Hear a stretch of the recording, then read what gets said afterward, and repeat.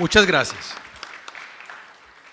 Querido amigo magistrado Abel Augusto Zamorano, muchas gracias por la invitación. Un saludo cordial y especial también a mis compañeros de mesa, doctora Indira, al licenciado Jonathan Riggs, al magistrado Gustavo de García y por supuesto al señor Procurador General. Muy buenas tardes y a todos ustedes amigos, buenas tardes. Un periodista colombiano, escritor, Antonio Caballero, fallecido apenas hace un año, decía, citando a Francisco de Paula Santander, un precursor de la independencia nuestro: para bien y para mal, Colombia ha sido un país de leyes. Somos países de leyes. Pero la ley, no nos equivoquemos amigos, es una ficción que existe, que nos rige si creemos en ella. Y tan importante es el concepto como el método. Y hoy estamos hablando de métodos, de procedimientos, de la manera como el ciudadano se enfrenta o el Estado enfrenta al ciudadano en el método, en los procedimientos. Por supuesto que el derecho punitivo es ejercido por el Estado ante el incumplimiento de los deberes. Según Binder, todas las sociedades tienen una conflictividad de base y entre menor es la madurez de una sociedad, mayor es su pugnacidad. Y es el Poder Judicial quien gestiona este conflicto. Por eso estoy de acuerdo con el licenciado Riggs en la utilidad de la extinción de dominio como instrumento del derecho punitivo. Por supuesto, podríamos decir que antes que reprimir, pues debemos prevenir, que prevenir no es sinónimo de gestión. Sin duda, las instituciones del ejercicio del poder punitivo se baten entre dos conceptos, ¿verdad? Garantías y eficacia. Y de ese equilibrio entre garantías y eficacia procede o se funda su legitimidad. Hablemos entonces, amigos, de extinción de dominio.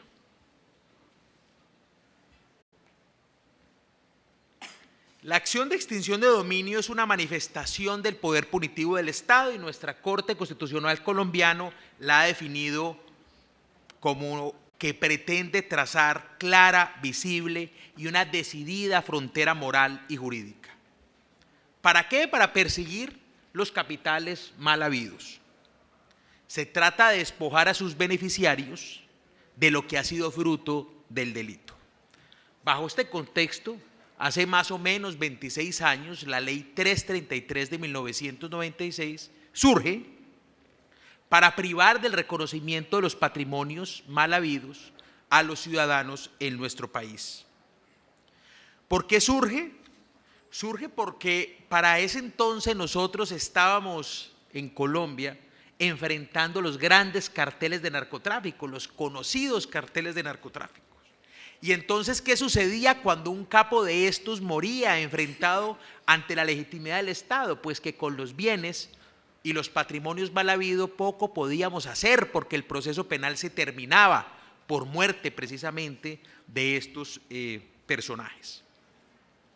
Y nos inventamos la figura de la extinción de dominio. Desde ese entonces han pasado 26 años, 22 normas, 51 sentencias de la Corte Constitucional y 3 documentos COMPES, que para nosotros son los documentos que sustentan las políticas públicas en nuestro Estado. La jurisprudencia, la doctrina y la ley llamó la atención del Pleno Internacional y la Oficina de las Naciones Unidas contra la Droga y el Delito en el 2010 conformó un grupo de expertos para trabajar un código de extinción de dominio tipo que paulatinamente ha ido siendo incorporado en las legislaciones latinoamericanas. Entonces, la acción de extinción de dominio nosotros, después de los años y del tiempo, la entendemos como el instrumento procesal de estirpe constitucional en virtud de la cual el Estado persigue los bienes patrimoniales que han sido destinados para actividades ilícitas, delictivas o en su defecto, que provienen de esas actividades. Su naturaleza es constitucional, pública, jurisdiccional, directa, de carácter patrimonial y de contenido patrimonial. Se trata de un procedimiento retroactivo, intemporal, imprescriptible, autónomo e independiente, del cual se espera respeto por los derechos de la dignidad del hombre, en tanto se cumpla con el deber de la eficacia de la administración de justicia. Y aquí entonces debo sentar mi primer desacuerdo. Muy seguramente estoy equivocado, como estamos equivocados las minorías en nuestro país, que consideramos que la acción de extinción de dominio es una acción punitiva. En nuestro Estado, en Colombia, la Corte Constitucional y las mayorías nunca nos han dado la razón. Es una acción real. Y como acción real, entonces se despoja de las garantías del derecho penal. Allí no aplican ni la garantía de indubio por reo, ni carga de la prueba, ni favor rei, ni ninguna de las garantías dominantes del proceso penal. Pero yo, amigos, seguramente equivocado, junto con la minoría que hemos defendido en estos 26 años, que es la expresión de una acción punitiva del Estado. Pero insisto, hemos sido derrotados en ese intento. En Colombia sabemos de política pública dirigida a perseguir fortunas de los narcotraficantes porque hemos padecido ese flagelo. Tenemos autoridad para hablar de esto. A partir de nuestras experiencias podemos hablar de los aciertos, pero sobre todo hoy, con honestidad y frente a ustedes, quiero hablarles de los desaciertos sobre todo. Recordando aquella película, muy pocos aquí la recuerdan, la de Sergio Leone, en los logros veamos lo bueno, lo malo y lo feo. Y pocos la recuerdan porque las generaciones que aquí están no les tocó verla. Y a partir de allí, de lo malo y de lo feo, pues pasamos a lo recomendable.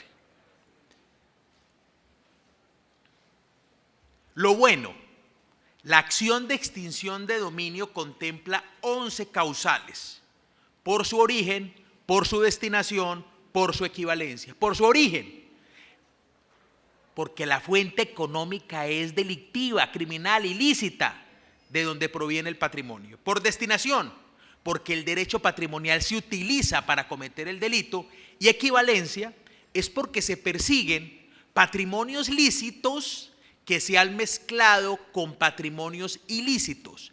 Entonces el Estado más o menos lo que plantea es: yo lo despojo a usted de este patrimonio lícito porque usted, o sabemos que usted se enriqueció y tuvo un patrimonio ilícito.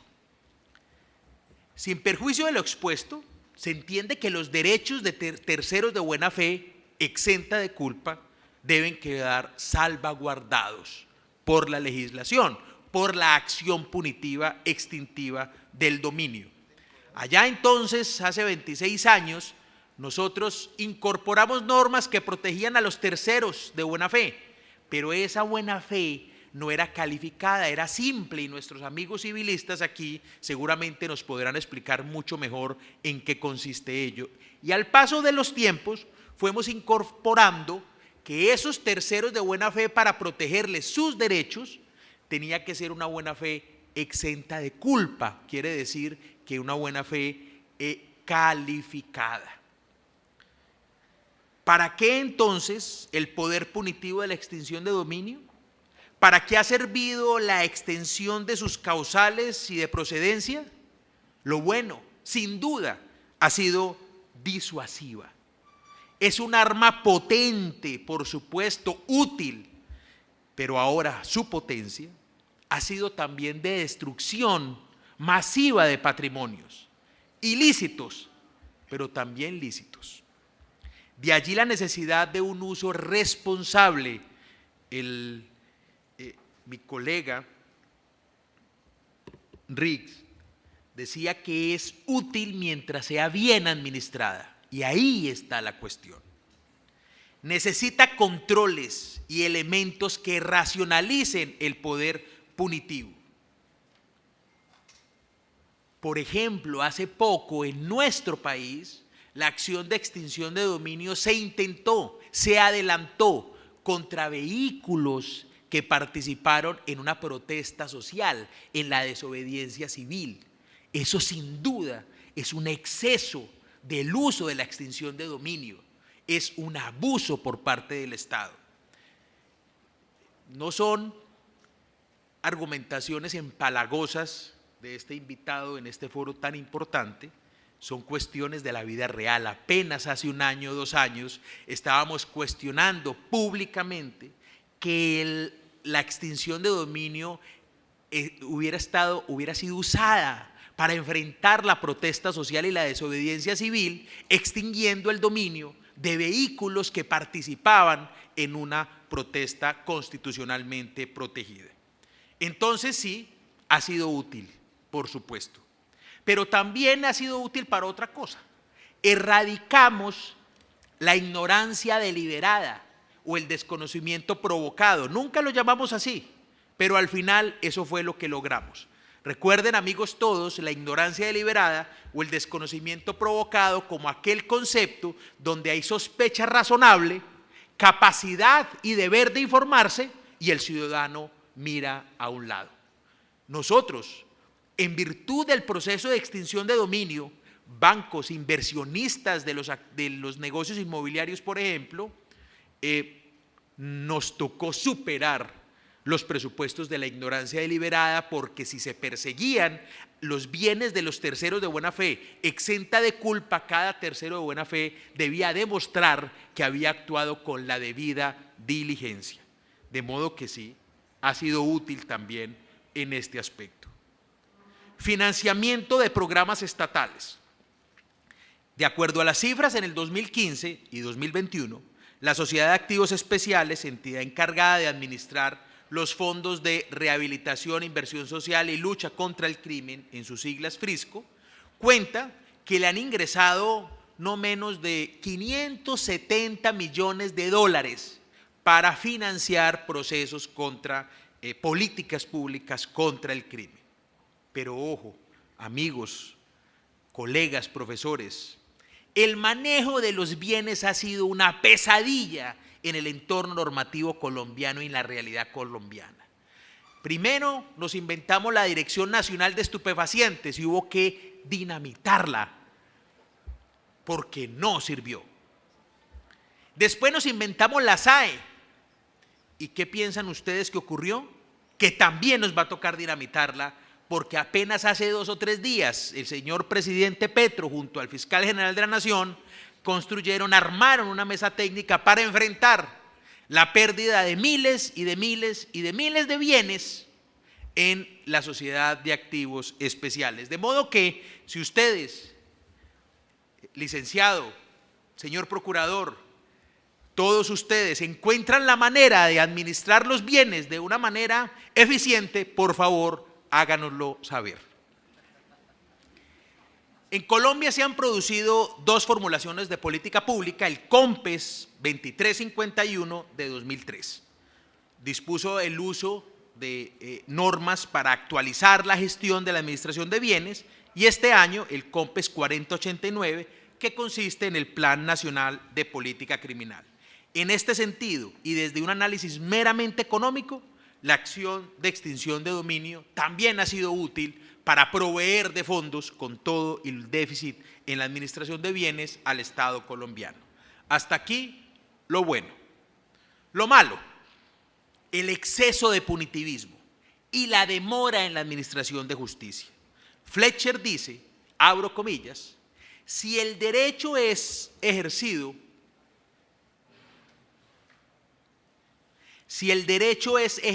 mediante un coste excesivo, se le considera un abuso y por lo tanto queda sin efecto. Sin duda, hemos abusado de esta herramienta. El ejemplo ya se los puse en materia de protesta social.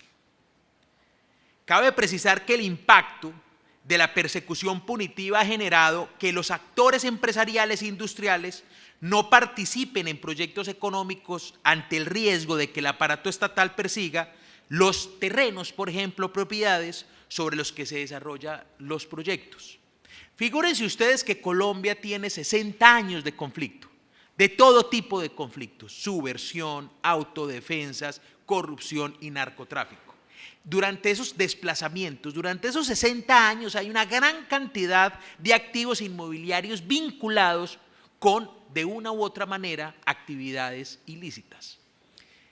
Como la acción es imprescriptible, las economías institucionalizadas no participan de esas economías, no usan esos bienes. ¿Por qué? Ante el temor que en cualquier momento, en cualquier oportunidad, se vean enfrentados a un proceso de extinción de dominio, con lo que logramos lo paradójico, que cada vez más esos bienes que están vinculados a actividades históricamente o que pudieron ser delictivas, sigan transando en las economías opacas o subnormales. Y perdónenme esta expresión tan prosaica, porque ningún actor institucional serio se le mide a hacer negocios en esas zonas. Colombia ha sido demandada en tribunales locales y en tribunales internacionales precisamente por este tipo de actuaciones, y las voy a ejemplificar con un caso. Figúrense ustedes que en uno de los territorios, predios de mayor valor en Colombia, de mayor valorización, quienes iban a desarrollar un proyecto de inversión acudieron a la autoridad en Colombia, a la Fiscalía General de la Nación. Y los empresarios le preguntaron a la Fiscalía General de la Nación: Fiscalía, tenemos este bien, podemos desarrollar un proyecto de infraestructura, este bien tiene algún inconveniente, alguna investigación, alguna mácula que nos impida adelantar un proyecto de inversión. Y la Fiscalía, amigos y profesores, les contestó, les certificó, no cualquier certificación, una gran certificación, les digo, investigados todos los expedientes, las actuaciones y demás, no tiene ninguna mácula. Y los inversionistas desarrollaron el proyecto sobre esos predios. Esa misma Fiscalía, 2 años después, inició un proceso de extinción de dominio, impuso medidas cautelares y arruinó el proyecto.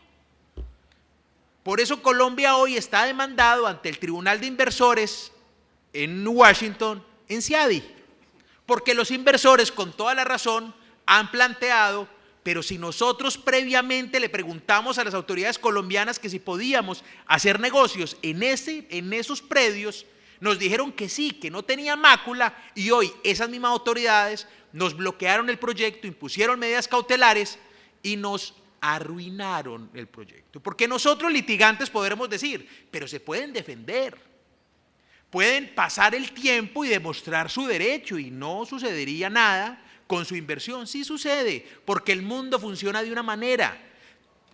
Amigos, y los que están en el sector financiero lo saben, un proceso de extinción de dominio incorpora a los ciudadanos en las listas de control, en las listas restrictivas de control, y esto trae como consecuencia que no van a poder fondear ni financiar los grandes procesos de inversión como este.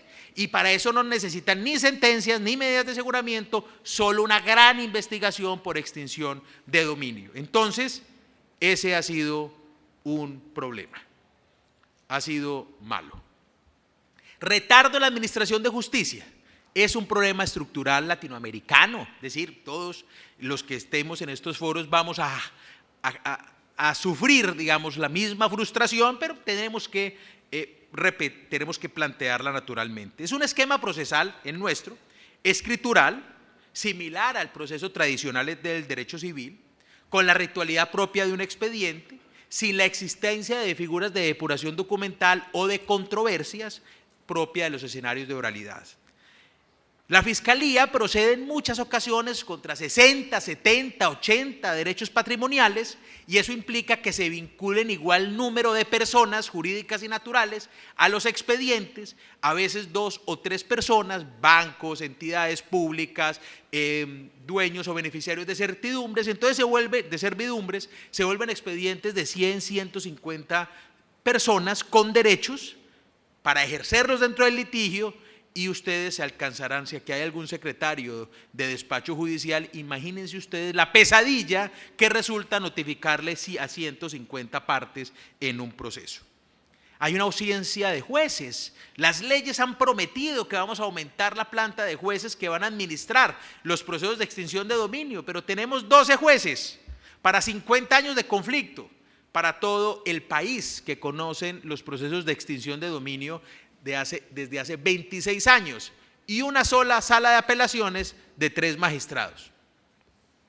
Ustedes seguramente no irán a recorrer ese camino. Lo feo: la extinción de dominio ha sido eficaz, pero ineficiente. El documento COMPES que le he mencionado, 4089 de este año, ha dicho que solo ha alcanzado el 20% de los rendimientos financieros de actividades criminales, y voy a citar, abro comillas: lo anterior no permite que las entidades conozcan el inicio de procesos de extinción de dominio, la vinculación de bienes a esta clase de procesos, la valoración del bien vinculado y su ubicación, las decisiones judiciales que se adoptan y los sistemas de administración que se apliquen, cierro comillas. ¿Qué quiere decir esto? Que no hay un sistema centralizado de información que le permita al Estado administrar los bienes, administrar las acciones de extinción de dominio, y a los ciudadanos conocer qué está o no comprometido en procesos de extinción de dominio. También incorporamos una figura desde hace 5 años, que es la de colaboración y sentencia anticipada en materia de extinción de dominio. Justicia premial, pura y dura. Si usted, señor, colabora con la justicia y entrega sus bienes, yo le voy a reconocer el 3% de ese patrimonio a usted. Si usted además da más información sobre más bienes, le voy a reconocer otro 3%. Luego, si usted se ha enriquecido ilícitamente y me entrega su patrimonio, yo le puedo reconocer hasta el 6%. ¿Por qué lo menciono? Porque en este momento estamos en un debate nacional con las estructuras criminales de alto impacto y hemos propuesto subir el porcentaje al 10%. Claro, esto ha desatado una furia nacional de todos los tipos, y además con razones bastante fundadas, porque aquí hay una discusión de ética de Estado. Si el Estado puede, no obstante que el patrimonio es de origen ilícito, regresar el 10% a quien se lucró criminalmente en materia patrimonial. Aquí hay una discusión de ética de Estado. Pero les cuento, como experiencia, desde hace 5 años tenemos la norma hasta el 6%. También hay una discusión de rendición del Estado. El Estado se rinde ante la delincuencia y le entrega el 10%. También hay una discusión si hay un exceso de pragmatismo, si hay un lavado de activos a escala nacional, y también si la justicia premial ofrecida es proporcional. Esa es una discusión que tenemos hoy, y también se las trasladamos a ustedes porque ya nos van a acompañar también en esa discusión.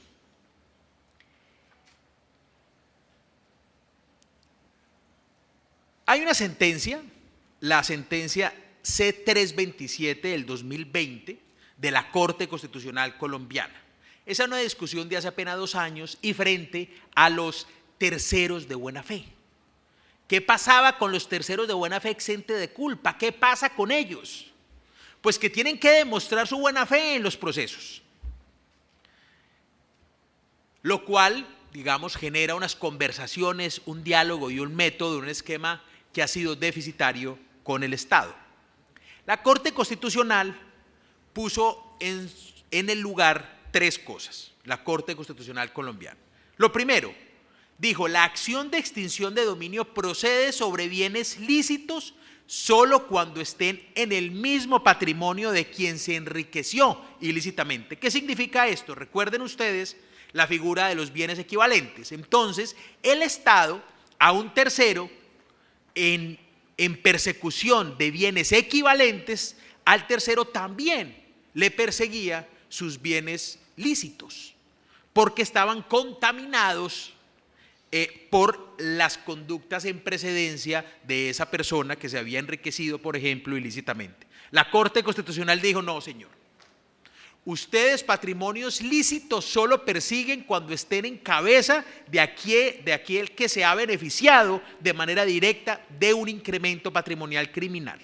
No pueden perseguir terceros frente a patrimonios lícitos.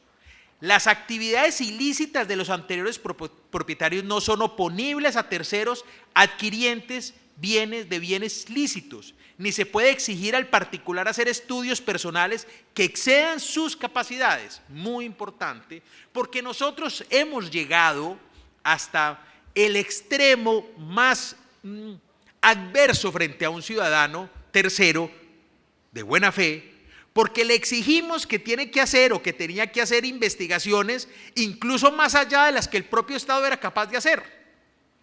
Por ejemplo, el caso aquel que les estoy contando en el CIADE en Washington y otros expedientes que están abiertos en la Comisión Interamericana de Derechos Humanos, donde ciudadanos hicieron estudio de títulos, acudieron a las notarías, los abogados hicieron lo que les correspondía, bancarizaron todas las operaciones, pero la justicia les decía, usted debió haber hecho algo más. Entonces la Corte Constitucional hace 2 años dijo, usted no puede exigirle a los terceros que hagan investigaciones más allá del conocimiento del negocio que tuvo. No tiene por qué hacer una investigación de todos los otros que están vinculados en las cadenas de tradición. Tercero, la acción de extinción de dominio respecto de bienes lícitos es subsidiaria y solo procede cuando no sea posible perseguir bienes ilícitos. Voy a abrir comillas de la Corte Constitucional. Esta perspectiva imposibilita y obstruye el tráfico jurídico y también impone cargas irrazonables e insostenibles a las personas que desbordan por mucho los deberes que constitucionalmente puede imponer el legislador a los particulares. En este sentido, la buena fe exenta de culpa es límite frente a la pretensión punitiva del Estado y de igual forma redistribuye las cargas que se exigen para acreditar su condición en función de las capacidades del tercero adquiriente del derecho de dominio. Y voy a decir algo que en mi país resulta ser una blasfemia en materia de extinción de dominio. Creo que ha sido inconveniente considerar la acción extintiva de dominio frente a terceros imprescriptible. Creo que la imprescriptibilidad ha generado una inseguridad jurídica enorme frente a los negocios en Colombia, frente a los activos inmobiliarios, porque hay una gran cantidad de activos que han quedado en las economías opacas y subnormales porque la institucionalidad empresarial no se atreve después de 30 o 40 años en hacer negocios y participar en el tráfico de esos bienes. ¿Por qué? Porque en Colombia la media de duración de un proceso de extinción de dominio es de 10 a 25 años en el proceso de extinción de dominio. De esto, el tiempo para la prescripción frente a terceros, 10, 5, 20, 30 años, saben más los civilistas. Pero creo que la imprescriptibilidad ha traído muchos más perjuicios que favorabilidades en materia de extinción de dominio. Pero les anticipo, no lo vayan a decir en Colombia, es una blasfemia. Reflexiones finales. La realidad social nutre el derecho constitucional. El Estado debe transformar la realidad cuando ella genera inequidad, injusticia y desigualdad. Simplificar los procedimientos, estas son mis respetuosas recomendaciones.